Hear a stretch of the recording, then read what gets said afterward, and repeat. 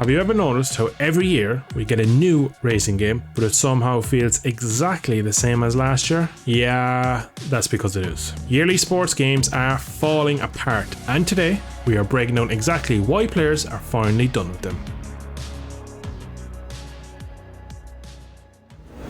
Imagine this. Apple released their new iPhone 538 and their marketing team are hyping up that it can make phone calls, connect to the internet and take the odd photo.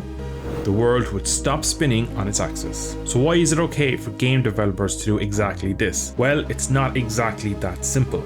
Motorsports games that are portraying a real-life series are always under heavy scrutiny from their governing body such as Liberty Media, and are restricted on what they can do, even as far as not being able to choose their own release date. Let's not forget how many years we were told we can't have rider or driver transfers in our career modes, or even how we still can't have highly realistic damage models. These days we are lucky to even have the new rosters for the upcoming season, which when said out loud is absolutely hilarious. Minimal innovation is the biggest killer to yearly release games, and it has to change. Luckily, I have a solution.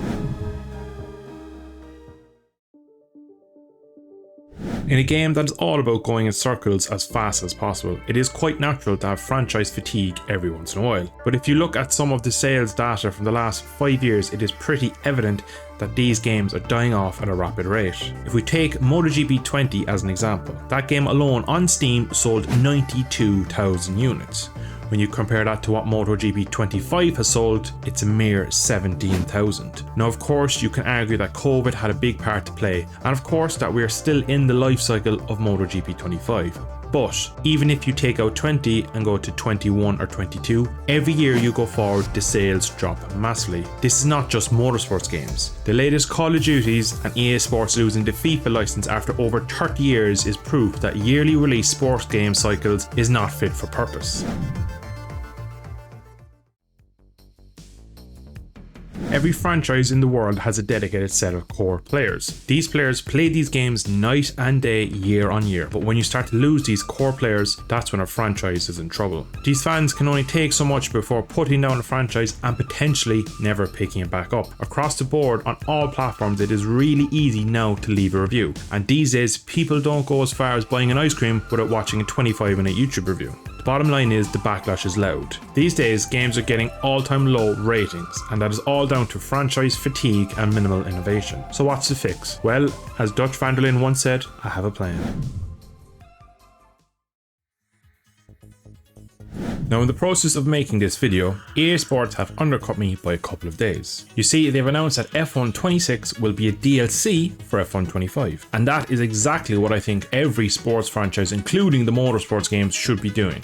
A live service where the games get updated regularly and the developers have much longer time to plan out and improve their game. Now of course I know it's not that simple. It won't make as much money for starters, and the yearly new game buzz will be gone. But saying that, Automobilista 2 does an amazing job of getting players back on the game every time they update it. Every time AMS2 gets updated, there is a frenzy of excitement once again from sim racers across the globe. In all honesty, I only play the current F1 and MotoGP games because I make content. If I didn't have this YouTube channel, I would spend all my time on games such as GP bikes and Automobilista.